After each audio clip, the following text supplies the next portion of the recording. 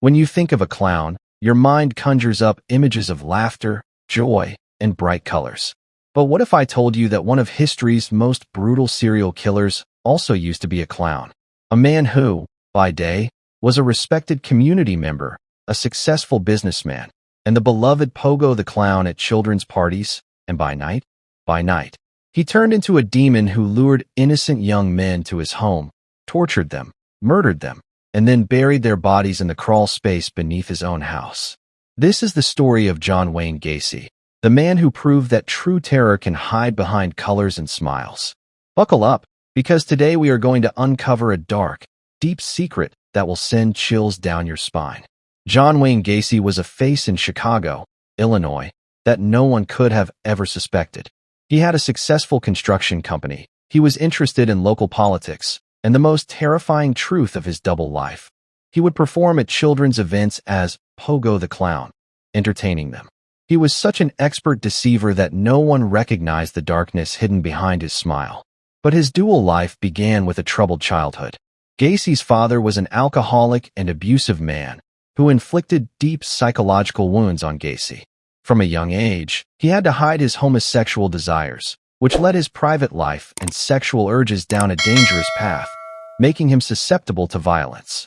Gacy's brutal journey began in 1972. His first known victim was a 16-year-old boy named Timothy McCoy, whom he met at a Chicago bus station. Gacy's murders followed a very specific and chilling pattern. He would typically target vulnerable and desperate young men. He would befriend them, sometimes offer them a job at his construction company, or simply invite them to his home. Once they were there, Gacy would try to subdue them by giving them alcohol or drugs. His most horrifying tactic was his magic trick. Voiceover, more mysterious. Gacy would tell the young men he would show them a magic game, and for that, they would have to put on handcuffs. Once the victim was handcuffed, they became helpless, and in that very moment, the clown vanished, and a demon took his place. Gacy would first subject the young men to sexual assault and torture, and then strangle them to death. He disposed of the bodies so easily that the police did not uncover his horrific truth for many years. He hid these bodies in the crawl space under his house, covering them with cement and lime. Why did he do this? He buried the bodies there so they would always be near him. This was the extreme limit of his depravity.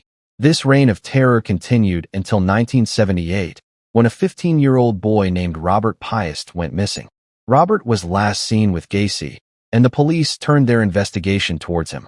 Initially, Gacy presented himself as a respectable citizen, but investigators noticed a strange and foul odor around his house.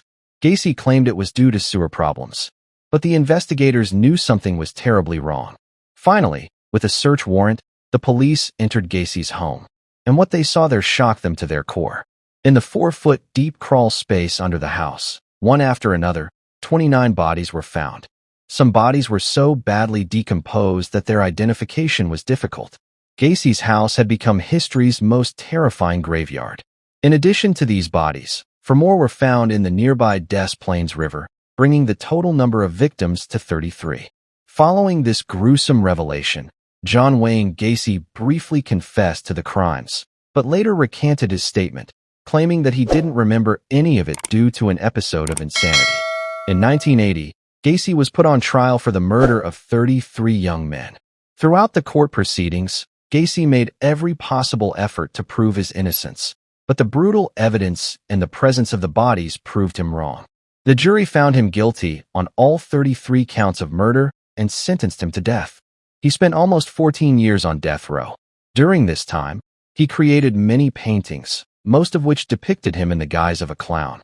Even his art was a reflection of his dark mind. Finally, on May 10, 1994, John Wayne Gacy was executed by lethal injection at the Stateville Correctional Center in Illinois. Until his final moments, he shouted that he was innocent. But the world could never accept his lie. 8:45, the takeaway and question. Voiceover. The story of John Wayne Gacy is still a lesson for us today. It teaches us that outward appearance can never truly hide a person's real intentions. A successful businessman, an active community member, a clown, behind all of this was a terrifying reality. Gacy's case became a benchmark in American criminal history, shaming even the most horrific fictional characters based on serial killers. What do you think?